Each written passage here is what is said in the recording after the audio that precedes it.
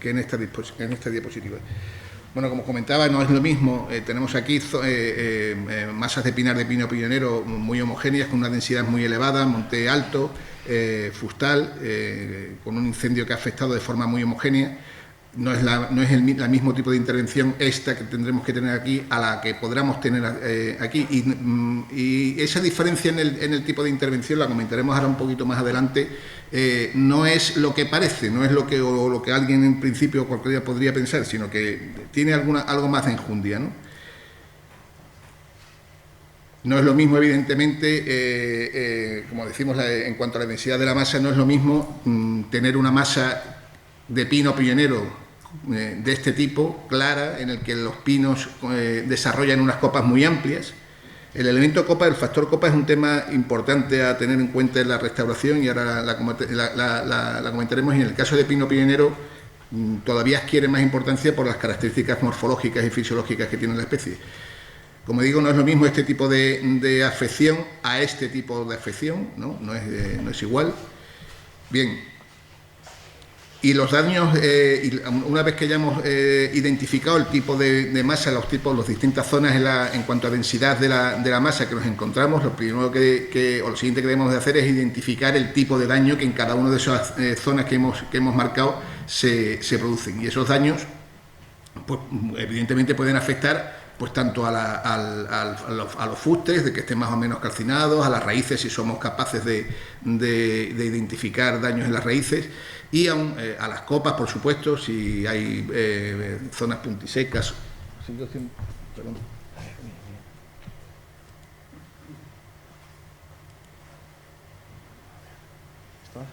Sí.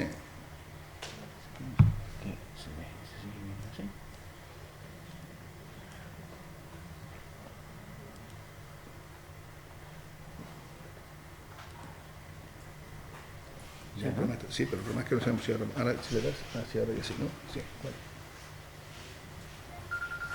Bien, comentábamos, perdón,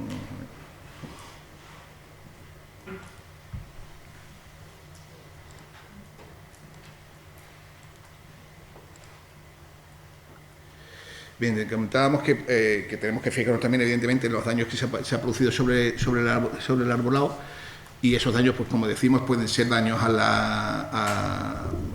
se pueden apreciar en los fustes, en las raíces, en las copas, por supuesto, y se aprecian también, bueno, se aprecian una vez que ya se empiezan los apeos, evidentemente, se aprecian en el sistema vascular del arbolado, que evidentemente sufre las consecuencias del incendio y prácticamente pues deja de funcionar, ¿no? Y apenas se producen resinaciones en los cortes, en fin, una serie de características propias de este tipo de situaciones. Bueno, y todo esto nos lleva, una vez que ya tenemos hemos hecho el primer análisis de la situación, nos lleva a las tomas de decisiones. Y aquí es importante, yo creo, lo que me gustaría que quedase, digamos, como más marcado de mi intervención, nos lleva a tener que posicionarnos en cuanto a una dualidad que en los que hemos tenido la oportunidad de tener que trabajar en este tipo de proyectos, nos enfrentamos o nos quieren enfrentar, y es el posicionamiento entre la visión de lo que es una masa forestal y lo que es un árbol en sentido individual. El principio, como digo ahí, tenemos que tener claro cuando nos involucramos en este tipo de proyectos, que somos gestores forestales, y como gestores forestales gestionamos masas forestales, no gestionamos árboles. Nosotros no hacemos jardinería, hacemos silvicultura, ¿de acuerdo? Y eso es un papel, o sea, es una perspectiva muy importante que hay que saber explicar. Si somos capaces de explicar lo que es un incendio de séptima generación, deberíamos de saber explicar cómo se restaura un incendio de séptima generación. A veces resulta un poco chocante tenerte que enfrentar con posicionamientos tanto internos como sobre todo externos, en los que se nos critica la intervención que se está haciendo ante una situación que ya de por sí de entrada ya es catastrófica, y si se ha cortado un árbol de más o un árbol de menos, eso parece ser al final el gran quid de la cuestión, y ahí es donde radica la viabilidad o no viabilidad futura de la restauración, ¿no? Bien, en ese aspecto, insisto, nosotros gestionamos masas forestales, no gestionamos árboles, y aplicamos siempre criterios que están basados en la ciencia, como pongo ahí, en la ciencia, en el conocimiento y en la experiencia. Lamentablemente, no deja de ser frecuente que tengamos que dar respuesta a posicionamientos y a críticas que ni se basan en la ciencia, ni se basan en el conocimiento, ni se basan en la experiencia, y sin embargo pues se le da cabida en cualquier medio, en cualquier ámbito, y se nos denosta, incluso se nos llega a denostar por nuestra actividad por este tipo de cuestiones, ¿no? Claro, esto se debe en principio porque a la generación de controversias y críticas que están basadas además en prejuicios y complejos. Es frecuente, como creo que algún compañero en alguna intervención antes lo ha comentado, la criminalización de especies. Parece ser que hay árboles que son buenos y árboles que son malos, árboles que son causantes y culpables de que haya incendios, y árboles que son víctimas de los incendios. Se nos acusa enseguida de que hay intereses sospechosos que están detrás de la intervención que estamos haciendo, que lo que hacemos es cortar mucho porque lo que queremos es aprovechar mucho la madera para generar beneficios a quien sea. Por supuesto, se nos acusa de destruir el paisaje, se nos acusa de que somos unos arboricidas y que nos llevamos por delante cualquier árbol con independencia de sus condiciones.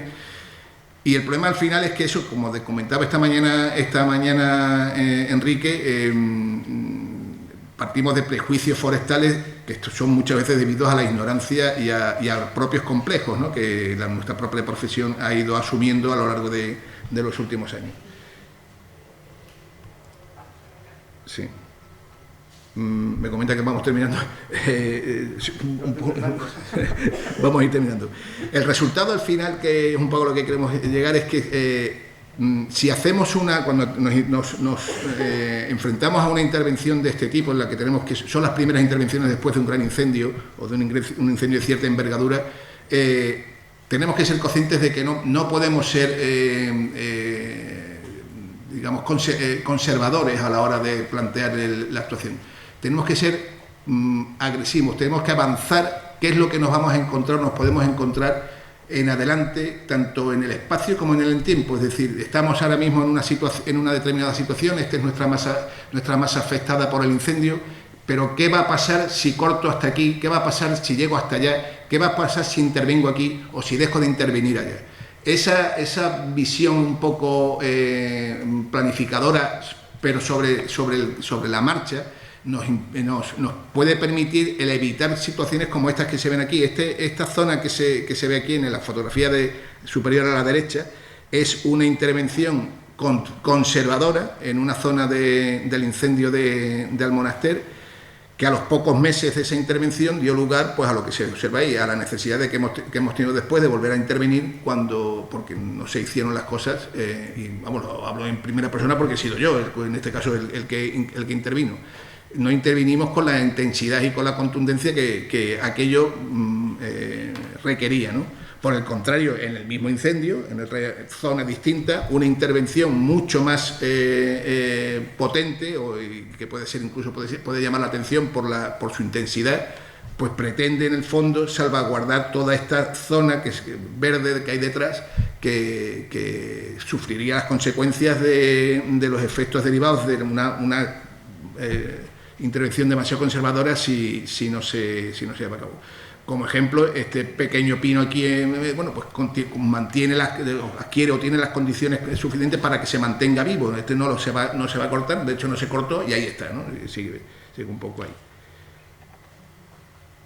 Mira, los primeros resultados que tenemos, esto que comentaba, que en función del tipo de intervención que hagamos y de cómo planteemos la intervención, podemos tener resultados que pueden ser como los dos de arriba, es decir, zonas en las que se ha hecho un aprovechamiento intensivo, que se ha extraído la madera y que se ha estado apilada allí un periodo, no demasiado largo, pero ha estado apilada ahí, pues permite que al final las zonas que se queda en verde pues se mantenga. Y estos son todas fotografías de esta...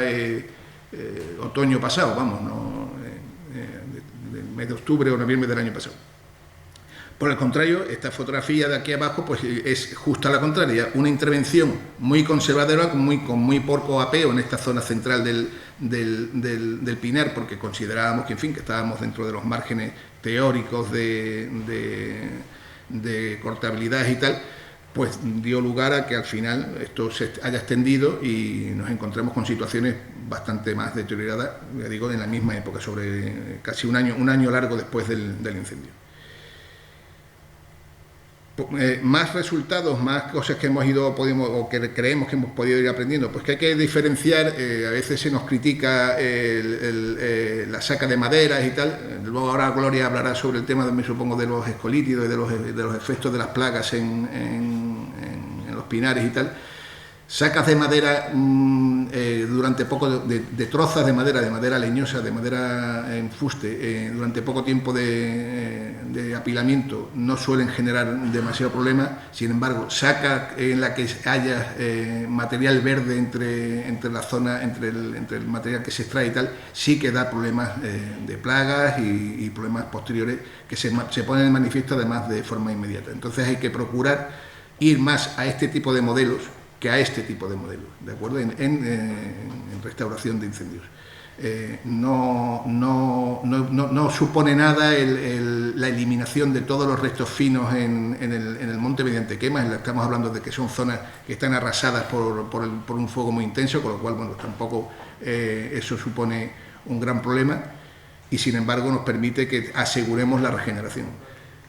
¿Qué más resultados podemos tener o hemos conseguido? Pues que tampoco tenemos que huir de propuestas que sean homogéneas, es decir, hacer un tratamiento único para todo. No todo es igual, ni todo funciona igual en el medio. Al final, no hay modelos teóricos que satisfagan todas las situaciones en las que nos encontramos y hay que ser un poco, tener una visión un poco adaptativa de ir alcanzando nuestros objetivos a medida que en función de lo que el territorio nos va permitiendo y nos va diciendo, ¿no? Más cuestiones, pues no, pues eso, que hay que intentar identificar los riesgos desde el comienzo, crear zonas de actuación prioritarias, marcar cuáles son los puntos por dónde empezar y por dónde terminar. Todo esto es fundamental en cualquier intervención de este tipo. Procurar, y esto es una regla de oro, que las actuaciones sean siempre, no solamente hemos dicho al principio que sean de arriba a abajo, y también que sean de fuera hacia adentro. Hay que generar o hay que intentar crear fajas de seguridad en torno a las zonas verdes, a las zonas que han pervivido, para asegurarnos que esa pervivencia va a poder mantenerse a lo largo del tiempo. Y, hombre, un poco como ¿qué no debemos de hacer? Pues no debemos de, por ejemplo, cuando estamos actuando en zonas que han sufrido un incendio importante y que son actuaciones muchas veces que corren prisa, son actuaciones de emergencia o de urgencia y tal, debemos de evitar el exceso, ¿no? Los excesos en la intervención, de actuaciones que sean excesivamente minuciosas, con mucho picando madera aquí, como si esto no hubiera un mañana, en fin. Esto, entiendo yo, bajo mi punto de vista, es excesivo y además no creo que aporte grandes cosas. Bueno, vamos a un poco en fin, estos son sugerencias, vamos a ir terminando porque ya me comentan que vamos despacio, vamos ya fuera de tiempo. Solamente un último comentario en cuanto porque hemos hablado de la fase inicial sobre las medidas a tomar una vez que se ha producido el incendio, o algunos comentarios sobre el uso de pino piñonero para la restauración de zonas incendiadas. Yo creo que pino piñonero es un árbol que tiene, no por su valor ambiental, que ya se ha hablado esta mañana, sino porque ofrece unas condiciones fundamentales para la recuperación o para el control de la erosión. Es un árbol que enseguida desarrolla copas muy extensas y con lo cual pues la fracción de cavidad cubierta que se alcanza en muy poco tiempo es importante y eso es bueno para la regeneración. Es un árbol que tiene una gran adaptabilidad agroclimática y por lo tanto en zonas que pueden estar afectadas, zonas incendiadas y que pueden estar afectadas además por problemas bajo efectos de cambio climático, es una especie que debe ser, a mi modo de ver, prioritaria y desde luego en nuestra provincia así ha de ser. Y después sí comentar que Pino Pinero tiene un problema, y es que es a mí, por lo menos hasta donde nosotros vimos, que en zonas incendiadas regenera mal. Es un árbol que tiene mala regeneración natural. ¿Motivos por de esa mala regeneración natural? Pues probablemente porque los suelos están muy expuestos, porque los suelos además después de un incendio son suelos pobres, porque además probablemente el pH, el incremento de pH generado por las cenizas no le venga bien al árbol, en fin. Eso es una cuestión más de análisis científico sesudo que de lo que nosotros podamos desde la gestión aportar, pero sí es verdad que lo hemos observado. En cualquier caso, aunque la regeneración pueda tener problemas, lo que sí que es evidente es que la regeneración asistida, es decir, la repoblación artificial, pues es un elemento básico a utilizarlo, y que creo que es por lo que debemos de apostar en los próximos años. Y poco más, nada, muchas gracias por todo, perdonar la velocidad en la intervención, pero en fin, es lo que hay, ¿de acuerdo? Muchas gracias.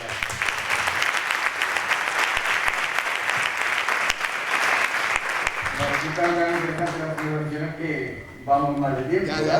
Entonces, bueno, pues ahora Gloria López Pantoja, directora del Departamento de Ciencias Forestales de esta universidad, doctora en Ingeniería de Montes y también con una larga experiencia en el tema de plagas forestales, pues nos va a hablar también un poco de la gestión de plagas en Montes de Pinos.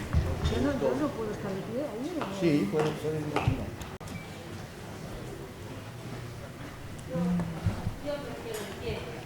Generalmente se habla de plagas y casi siempre, y seamos sinceros, cuando nosotros nos hablan de una plaga, dices, a ver, esta especie es una plaga, ¿en quién estamos pensando todos?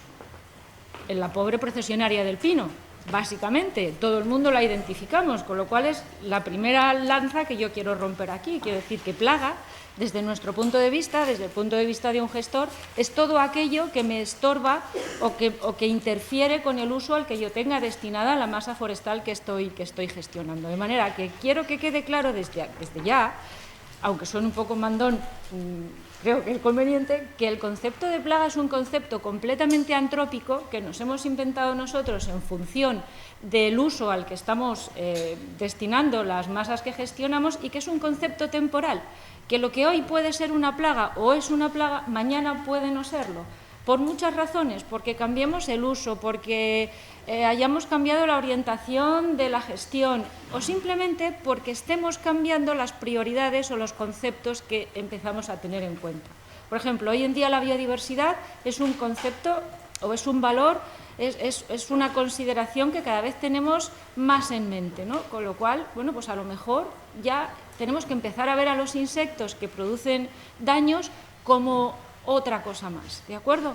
Entonces, por simplificar, y como solo tenía 15 minutos, dije, plagas, uso, pino piñonero, pues voy a establecer 3 categorías. Voy a ver qué agente causa más daño en el factor económico del pino piñonero, qué agente causa más daño en el ecológico y qué agente causa más daño en el social. Que son tres cajones que muchas veces están muy interrelacionados, de manera que muchas veces tengo un actor protagonista en un sector, que es el económico, luego tengo otro actor protagonista en otro sector, que es el ecológico, y el otro en el social. Pero después de escuchar a los compañeros de antes que han estado hablando de diferentes aspectos, pues resulta que Miguel hace referencia a que Leptoglossus pone en peligro la experiencia de selvicultura que tiene de regeneración del pino piñonero. Yo lo tengo metido en el cajón económico, pero igual tenía que estar, o a él le importa más meterlo en el cajón de ecológico, ¿de acuerdo? O también he escuchado a Antonio hablar de que la procesionaria pues está produciendo serios daños en todos los animales que gestiona, por caza, por ganadería, y entonces a lo mejor ya no lo tengo que meter en el uso social, sino meterlo en el económico. No sé si me explico, pero que todo esto es variable, y lo único que yo he hecho ha sido intentar organizarlo porque todo esto sea un poco más rápido. Vamos a empezar con el que tiene ahora mismo digamos, el cartel o el panel con las luces luminosas, ¿no? Y que nos importa a todos más, que es el Leptoglossus occidentalis, que como sabéis es la chincha americana que ha venido pues hace no mucho tiempo, pero ha venido para quedarse y para causar problemas serios. Leptoglossus es un insecto hemimetabolo que sabéis que no tiene, digamos, una metamorfosis completa, que pasa por distintos estados de desarrollo que se llaman ninfas y luego salen los adultos, y lo particular de este insecto es que todas las fases de desarrollo producen daño. Tanto las ninfas como los adultos se dedican a succionar jugos. ¿Qué jugos succionan? Pues si son ninfas, succionan los jugos de aquello que esté más blandito, y si son adultos, succionan los jugos de aquello que puede estar un poco más duro. ¿Eso en qué se traduce? En que puede abortar la piña o incluso evitar que se produzca, o cuando la piña ya se ha producido puede producir daños en los piñones y tener daños con piñones vacíos, ¿no? o con piñas vacías. Además, parece que puede ser vector de algún hongo, como puede ser Diplodia pinea, lo cual puede producir pues, daños más colaterales, pero que todo va sumando, ¿no? ¿Cuál es el efecto del Leptoglossus, como todos sabemos? Bueno, pues descenso del rendimiento de piñón blanco producido por el aumento significativo del daño de los piñones, más que porque haya piñas o no se produzcan piñas, o por lo menos no lo vemos, ¿no? Se ha demostrado claramente que la causa de la reducción del rendimiento de piñón es producido por Leptoglossus, que también se podría achacar a causas climáticas o a la famosa becería del pino, pero está claro que es por Leptoglossus, y que puede producir pues, afecciones hasta de más de un 75% en la reducción de los piñones o en los piñones afectados, lo cual produce que el impacto económico sea tremendo en el aprovechamiento de la piña. ¿Qué podemos hacer para controlar Leptoglossus occidentalis? Pues hasta el 18 de febrero no podíamos hacer gran cosa. Ya me ha dicho Neus y Sven que a partir del 18 de febrero podemos hacer cosas. Ahora ya os lo digo. Se han intentado o se están sintetizando los atrayentes de feromona sexual, porque se ha barajado la hipótesis de que había feromona de agregación y feromona sexual. La feromona de agregación parece que no tiene mucho sentido y que no funciona muy bien, con lo cual nos vamos a la feromona sexual para intentar capturar los adultos justo cuando salen de la hibernación. Y parece que se está haciendo avances significativos, sobre todo en Inglaterra. Todavía no está sintetizada, ¿no? Cuando esté sintetizada, y yo espero que no tarde mucho, pues tendremos otra herramienta para, sobre todo, monitorizar, que para mí es una cosa fundamental. Y luego control biológico. Leptoglossus tiene un enemigo mortal, que es el Grion pensylvanicus, que es un parasitoide de huevos, que se han hecho experiencias bastante interesantes en Italia. El único problema de este parasitoide es que además de Leptoglossus parasitiza puestas de muchísimos insectos más, con lo cual le inhabilita para convertirse en un agente de control biológico. Entonces se han investigado otros tipos de parasitoides y se ha visto que los dos que parasitizan los huevos de Taumetopoea pitiocampa también parasitizan los huevos de Leptoglossus, especialmente Loencyrtus oscurus, pero no dejan de ser aproximaciones a un futuro control biológico. El control biológico cada vez está más desarrollado, pero todavía no está depurado, ¿no? Pero bueno, que yo creo que son cosas que van abriendo posibilidades. Y luego está el control con insecticida, que, bueno, yo os he puesto ahí. Actualmente no hay ningún producto fitosanitario autorizado, pero es mentira, ya sí que lo hay. A partir del 18 de febrero, me ha comentado Neus, que ya está autorizado el uso de deltametrin para el control del Leptoglossus occidentalis, lo cual pues abre una puerta de esperanza para conseguir reducir todos esos daños que está produciendo Leptoglossus. Yo creo que este puede ser el titular de esta charla. Yo ya puedo irme, o sea, yo ya puedo irme y darle las gracias a Neus y a Sven por informarme, porque yo no lo sabía, ¿de acuerdo? Desde el punto de vista ecológico, pues están los perforadores. Y aquí os he puesto a dos, porque son los dos protagonistas principales que nos encontramos en el piñonero, que son Tomicus destruens y Orthotomicus erosus. Tomicus destruens es un insecto que está muy relacionado con el piñonero y con su área de distribución, y le gustan los árboles debilitados. Que a Tomicus destruens le gusten los árboles debilitados y que a Orthotomicus le gusten todavía más, engarza directamente con la ponencia de Pepe, porque tú has dicho, se queman los montes y se quedan los negros y ahora voy yo, y después voy yo. Quiero decir que los de las plagas nos quedamos siempre por detrás. De las plagas solo nos acordamos cuando de repente se nos mueren los árboles. Y dices, anda, claro, pero ¿y por qué se mueren? Anda, si ha salido Orthotomicus o ha salido Tomicus después de un incendio. ¿Pero tú sabías lo que tenías antes? Es la pregunta, es la reflexión que yo lanzo aquí. Es decir, se quema un pinar, o en este caso un pinar de piñonero, en los bordes de los pinares va a aumentar la población de escolítidos de forma significativa, pero no va a aumentar en todas partes iguales. ¿Por qué? Pues porque en un sitio tenía una población basal significativa, invisible, porque hasta que no hay una población grande esos daños no se ven, y en otro no lo tenía. Y es eso lo que produce incertidumbre. ¿Por qué en unas zonas de los pinares, en unos incendios se mueren los árboles, como es en Almonaster, y en otros no se me mueren los árboles, como es en Fuente de la Corcha? ¿Qué pasa? Pues que Fuente de la Corcha es un pinar que vegeta mucho mejor, con una densidad menor y que está muchísimo más sano, y allí no hay población basal de escolítidos. Y sin embargo en Almonaster la masa está mucho más junta, vegetan mucho peor y hay mucho más población basal de escolítidos. Y eso lo he tenido que averiguar después de un incendio. Ahí va la primera crítica. Yo reivindico una monitorización de las plagas, o sea, de las especies que viven en el monte. He oído hablar a Miguel de plagas, he oído hablar a Pepe, he oído hablar a Antonio de plagas, pero a Rafa, de lo de los planes. A Rafa no le he oído hablar de las plagas dentro de las instrucciones de ordenación, y es algo que yo reivindico siempre. Metamos las plagas en la gestión integral, en los planes de gestión integral, e incorporémoslo al común. Si tengo que monitorizar qué poblaciones tengo, voy a saber yo luego exactamente qué riesgo tengo en mis zonas límites. ¿De acuerdo? Perdón, esto es un poco de opinión personal, pero yo creo que es cómo hay que tratar. Al hilo del proyecto CILIFO y del FiberPopTech, es que es difícil de decir, Paco, estuvimos viendo precisamente esto.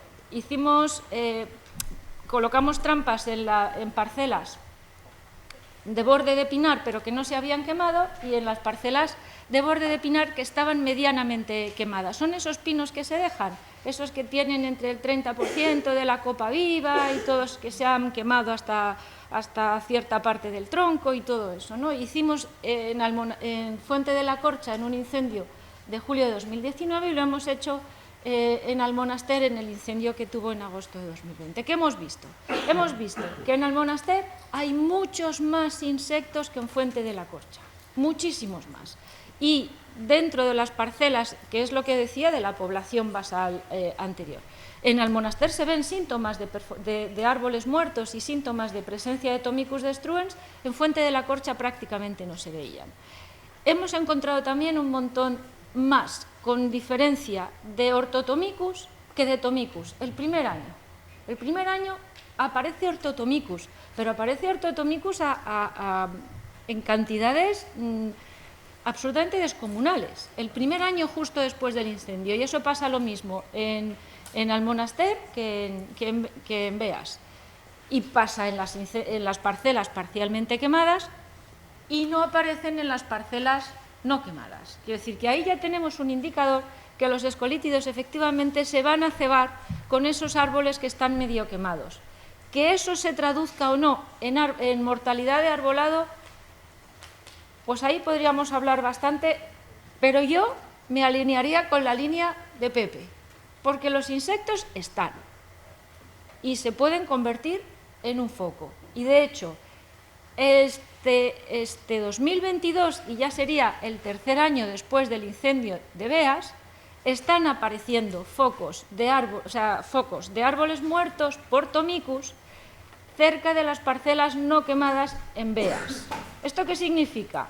Pues que en un momento dado han saltado. Y eso es lo que no nos podemos permitir, con lo cual yo también sería conservadora, porque yo lo que quiero es conservar la masa, y por eso sería agresiva en el tratamiento, ¿vale? En Almonaster todavía es pronto. En Almonaster estamos encontrando más Tomicus del que hemos encontrado en Fuente de la Corcha. Entonces yo creo que empezarán a aparecer árboles muertos el año que viene o al otro, porque el pino piñonero, sí que os digo una cosa, es tremendamente resistente.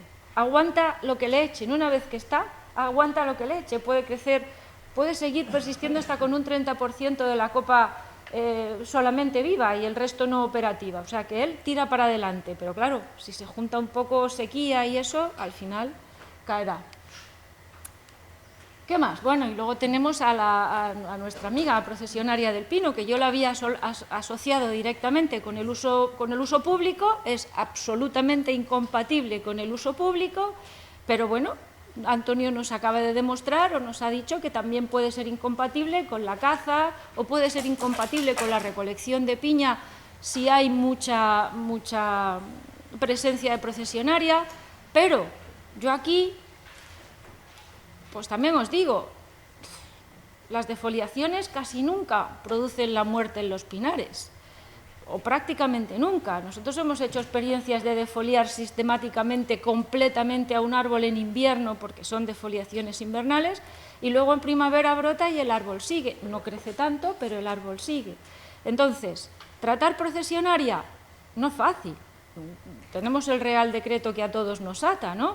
El 1311 de 2012, que todos nos ata, el uso sostenible de productos fitosanitarios, y cada vez nos complica más los tratamientos, pero pues yo ahí, salvo que interfiera de forma significativa en los usos a los que tengo destinado el monte, bien sea caza, sobre todo uso público, pues tampoco me empeñaría en hacer gran cosa, porque tenemos un plan de manejo integrado en Andalucía de procesionaria del pino que funciona estupendamente. Entonces, esa la tenemos medianamente controlada, y solamente en aquellos casos en los que, bueno, pues tengamos algún problema, pues podemos aplicar la guía de gestión integrada que ha publicado el año pasado el Ministerio de Agricultura, guía de gestión integrada de plagas de coníferas, y que está dentro de lo que es el Plan Nacional para gestionar las plagas, ¿no? Y es que proponen unas cosas, yo es que lo leía y no daba crédito. O sea, ahora quiero que os pongáis en el lugar de Antonio, que está gestionando un pinar privado, ¿vale? Y que tiene problemas con la caza, porque tiene unos árboles enormes. Y una de las propuestas...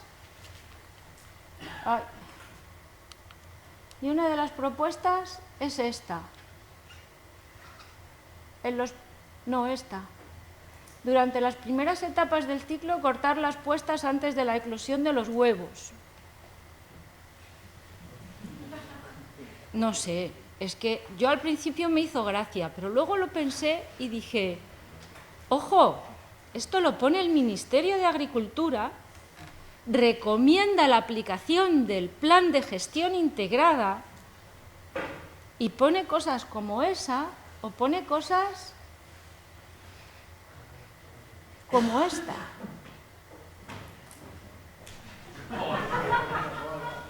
Lo he copiado literalmente. Bueno, eso no hace más que poner obstáculos a una gestión responsable de las plagas, desde mi punto de vista, ¿eh? Entonces, bueno, simplemente quería dejar ahí otra reflexión. Sí que incorpora el tratamiento de endoterapia en rodales pequeños, que a mí sí que me parece que en rodales pequeños o en zonas privadas tiene bastante posibilidad. La abamectina tiene muy buena eficiencia, y ahora mismo hay maquinaria de endoterapia que tiene un rendimiento bastante alto y no salen excesivamente caros, con lo cual eso nos puede dar también una salida para los montes privados o para los pequeños rodales, ¿de acuerdo? Y para terminar, que es que esto de las jornadas es magnífico porque aprendes un montón. Yo llegaba aquí y Esbert me ha metido miedo. Me has dicho, hablarás de esto y hablarás de esto. Y digo, ups, pues lo he incorporado rápidamente. Y me ha descubierto esta nueva amenaza, que es la cochinilla tortuga, la Toumeyella parvicornis, que todavía no la tenemos en España, pero que está en Nápoles desde 2008, me ha parecido leer, o un poquito por ahí. Y es una cochinilla que produce la muerte del pino piñonero. Así que será lo siguiente que tengamos que tener en mente, las futuras amenazas con las que nos encontramos o con las que nos podemos encontrar. ¿De acuerdo? Y esta, pues por lo que me ha dado tiempo a leer en 10 minutos, es bastante específica aquí en nuestras latitudes del pino piñonero. ¿De acuerdo? Y por mi parte, ya está. Yo no sé si me he quedado corta, pero bueno, esto es una reflexión. Esto que veis aquí, que es que voy en la misma línea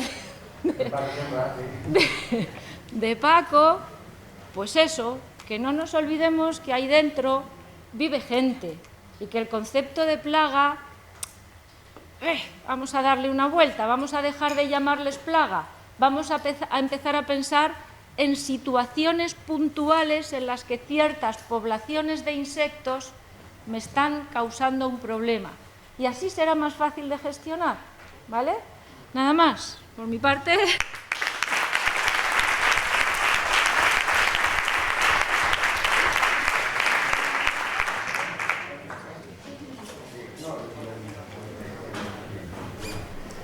Muchísimas gracias, Gloria. Bueno, dice que no sabía sobre el tema, es normal, si no, por lo menos.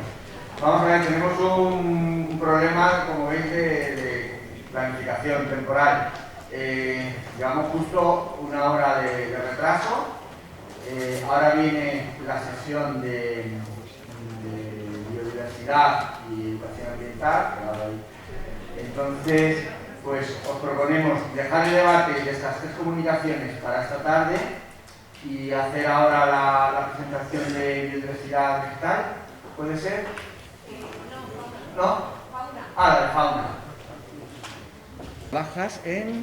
Trabajo en una asistencia de Trazate para el Espacio Natural de Doñana, y ella nos va a hablar de diversidad animal en los pinares del pino piñonero. Así que ella también es una especialista, tiene una larga experiencia y bueno, pues lo añadimos a este grupo y después podremos tener un turno de preguntas de las 4 comunicaciones, de las 3 que ha habido de daños, más la de Paco.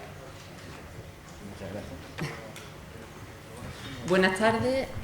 Bueno, como yo trabajo con una asistencia técnica de Trazate para el Espacio Natural de Doñana, no se ve. No sé por qué. Yo trabajo con Esther Gordo, que es la técnico funcionaria del Espacio Natural de Doñana. Trabajamos con tema de fauna. Cambiamos totalmente, por lo que he visto, el tema de lo que se está hablando hasta ahora. Es un cambio, cambiamos de asunto. Voy a hablar de la variedad de fauna que tienen los pinares, de sus necesidades. Voy a dar algunas nociones de las prácticas selvícolas, que a mi juicio, yo soy bióloga, yo de temas forestales entiendo lo justo, pero siempre aclaro que son consideraciones desde el punto de vista de la biodiversidad, ¿vale? Expondré un caso práctico de cómo el busardo ratonero, que es una especie generalista de todos nuestros montes, cómo selecciona el hábitat, ¿vale? Bueno, en esta diapositiva he puesto algunos ejemplos de la fauna que podemos encontrar en los pinares de Doñana y que todo el conjunto, todos los grupos faunísticos deben ser considerados cuando se planifican las actuaciones de gestión. Ahí tenemos especies pequeñas, casi desconocidas para mucha gente, como la araña lobo, que a ver si lo puedo señalar. La araña lobo que está arriba es un endemismo del suroeste de la península ibérica, está presente en Huelva y en Cádiz. Y luego tenemos otras especies mucho más conocidas como el lince, águila imperial, mirano real. Y quiero destacar el papel del conejo, el conejo de monte, como especie presa clave para toda la comunidad de carnívoros de Doñana. ¿Qué necesita la fauna? Pues es simple. Hasta un niño o una niña, en este caso de 5 años, lo puede reflejar en un dibujo. La fauna necesita alimento, eso es básico, eso está relacionado con su zona de campeo, su territorio, necesita que haya alimento en su zona, en su territorio, necesita un refugio, una tranquilidad, en época de cría, fundamentalmente, y estas necesidades, que he simplificado mucho, pero bueno, estas necesidades se tienen que tener en cuenta cuando planteemos actuaciones de gestión en los pinares. Enlazando con la anterior diapositiva, con el tema de la tranquilidad, lo primero que yo considero que hay que tener en cuenta para buenas prácticas silvícolas desde el punto de vista de la fauna es evitar la temporada reproductora. En el POR y el PRU del Espacio Natural de Doñana se establecen diferentes periodos, tanto para los trabajos que están verdes, como zonas de exclusión donde no se pueden realizar trabajos silvícolas. Para las codas, por ejemplo, para las cortas, las podas, se pueden realizar hasta el 28 de febrero. Otros trabajos, como los de broce, se pueden extender también durante el mes de marzo. En fin, dependiendo de los trabajos, por normativa se establecen ya unos periodos. Un manual de reciente publicación del LAIS CONAVI, que luego nos hablará una compañera, hace también distinciones entre especies. Ellos recomiendan que para las distintas especies se establezcan zonas de restricción de mayor o menor tamaño. También diferencian zonas de exclusión donde no se deberían de realizar ningún trabajo forestal de otras zonas de restricción donde tendrían cabida algunos trabajos siempre que no sean mecanizados. Y, por ejemplo, para el águila imperial, la zona de exclusión que recomiendan son de 500 metros en torno a los nidos, y la zona de restricción serían otros 500 metros concéntricos a los anteriores. Y bueno, ahí aparece, no me quiero extender mucho, no voy a describirla exactamente, pero bueno, que lo sepáis, eso está publicado. En definitiva, es importante desde mi punto de vista saber qué especies tenemos en la zona donde se van a realizar los trabajos silvícolas para establecer los periodos y zonas de restricción más adecuados. Y yo recomendaría intentar concentrar estos trabajos, los trabajos forestales, en los meses que menos problemas ocasionan a la fauna, que son los meses de octubre, cuando acaba la temporada de incendios, hasta diciembre. Porque, por ejemplo, las rapaces nocturnas empiezan a criar muy pronto, empiezan a criar en pleno invierno. Y eso es importante, saber las especies y intentar adecuarnos a estos periodos.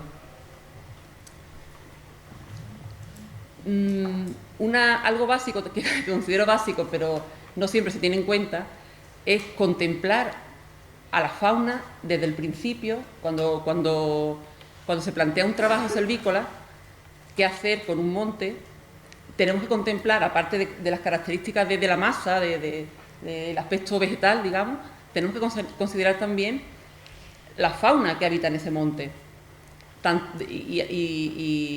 Y hablo desde el principio, desde la planificación, sobre todo también en la ejecución. Durante la ejecución, bueno, para recabar esta información, muchas veces las actuaciones forestales se hacen desde un departamento y la gestión de la biodiversidad desde otro. Pues esos dos departamentos tienen que estar en contacto, tiene que el que gestiona un hábitat tiene que saber todo lo que hay en ese hábitat, y la fauna, por supuesto la fauna. En caso que sea necesario, antes de los trabajos silvícolas, hay que proteger los nidos, o bien balizando con cinta señalizadora, porque la maquinaria pesada suele provocar bastantes daños, sobre todo a las especies que nidifican en el suelo. Para las aves rapaces es importante, todo el mundo sabe que los árboles con nido no se pueden talar, eso es lógica, eso es de lógica. Pero yo recomendaría, además de de dejar el árbol con el nido, dejar un perímetro de protección que las aves, para que las aves se sientan refugiadas. Entonces, no solamente respetar el árbol del nido, sino el entorno próximo de nidificación. Otro aspecto clave, la heterogeneidad. Lo habló antes la compañera de plagas, se ha hablado también desde el punto de vista de los incendios. Y en este caso yo voy a hablar desde el punto de vista de la fauna. Un ambiente heterogéneo siempre será mucho más diverso desde el punto de vista vegetal y también animal. Abajo a la izquierda veis una masa forestal de pino piñonero totalmente alineado y de alta densidad. Cada vez existen menos masas de este tipo, pero siguen existiendo. Esta foto está hecha hace un par de semanas. Ahora lo que se suele, en casi todos los terrenos forestales se suelen clarear. La clara y la poda son los trabajos más comunes. Y solemos pasar a la foto del medio, que es un pinar clareado, pero también es un pinar adhesado. O sea, la distancia es mejor que lo anterior, pero creo que no llega a ser lo óptimo para la fauna. Para la fauna, como hemos dicho, lo ideal sería tener un ambiente más heterogéneo, pinares de alta densidad, o sea, zonas con rodales de alta densidad, rodales con menores densidades, áreas de matorral, áreas de pastizal, sobre todo para especies como el conejo, que hemos dicho que es la especie clave de nuestro ecosistema. Esto es un ejemplo de dos clareos diferentes de Doñana. El caso de arriba es un clareo que se ha hecho de forma tradicional, o sea, se ha bajado la densidad de la masa, y la foto de abajo es un clareo que se ha hecho por mojea. Lo que se ha hecho es dejar grupos de árboles, bosquetes, como hablaba también el compañero que ha intervenido anteriormente. Todo no tiene que ser ni blanco ni negro, o sea, podemos hacer un poco de todo. La idea que yo quiero transmitir es que, dependiendo de las características del suelo, que la masa, que hay que favorecer eso, la heterogeneidad en definitiva. No me quiero liar porque es eso. Otras cosas que se pueden hacer, dejar refugios. Muchas veces, después de los trabajos forestales, el suelo queda bastante desnudo y la fauna se queda sin lugares donde refugiarse. Se pueden hacer entaramados. En Doñana se han hecho entaramados de todos los tipos, de todos los tamaños, de todos los diseños. Ahí he puesto 3 ejemplos, pero bueno. También algunos árboles secos facilitaría la colonización por parte de las aves. Dejar los árboles altos en todo momento. Es importante que durante un clareo siempre se respeten los árboles altos. Y por último, en relación a los humedales, a las lagunas, arroyos, el pinar, ahí vemos una laguna que está siendo invadida por los pinos. Los pinos tienen una capacidad de colonización bastante importante, y en esa zona en concreto habría que favorecer a las especies propias de humedales en relación con el pino. También, son cosas también lógicas, evitar los acopios de madera en las lagunas, evitar el tránsito de la maquinaria pesada por la laguna para no alterar el hábitat en demasía. Para terminar, os voy a hablar de un trabajo de doctorado que hice en 2012, en el que seleccioné 95 nidos de busardo ratonero y otras 95 áreas al azar, y lo que hice fue compararlas. Se midieron en esta zona 28 variables, como por ejemplo la densidad del pinar, la altura de los árboles, el porcentaje de áreas abiertas, de quercíneas, una serie de variables que por cuestiones de tiempo no las voy a relacionar todas. Y lo que se ve es que la especie selecciona de forma significativa al pino piñonero como sustrato de nidificación. También es lógico porque es la especie más abundante. Selecciona los pinos más altos, por eso decía que es importante respetar los árboles altos, de unos 15 metros de media, y también los de mayor diámetro de tronco. Por último, bueno, en los dos diagramas también creo que, no sé si los podéis ver, pero también selecciona las áreas con menor porcentaje de pinar de la superficie total, de 500 metros, no sé si lo he dicho antes, 500 metros en torno a los nidos, y las zonas con mayor superficie de áreas abiertas y de alcornocal. Por tanto, en definitiva, volvemos a lo mismo, heterogeneidad, lo que esta especie busca, selecciona para nidificar, son ambientes heterogéneos. O sea, un pinar puede ser un ambiente perfecto para esta especie, de hecho le gusta, pero siempre que tenga, o sea, selecciona la heterogeneidad, la diversidad. Y nada, muchas gracias por vuestra atención. Esta es la conclusión, es muy simple, pero me gustaría que quedara, vamos, desde el punto de vista de la fauna, siempre hablo desde el punto de vista de la fauna, que los pinares heterogéneos albergan una mayor biodiversidad animal, vegetal y animal.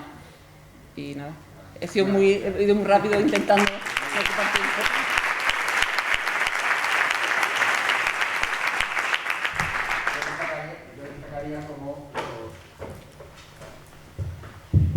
Yo destacaría como los últimos conferenciantes han convergido al final en la misma conclusión, tanto para los incendios como para las medidas de restauración, como para el control de plagas o la convivencia con las plagas, como para el fomento de una biodiversidad animal. Al final todo se concluye que lo que hay que tener masas heterogéneas, ¿no? Entonces, al final, os animo a los tres últimos conferenciantes que subáis, Gloria, Francisco, José, y junto con Paqui, pues hacemos, antes de irnos a comer, un pequeño turno de preguntas.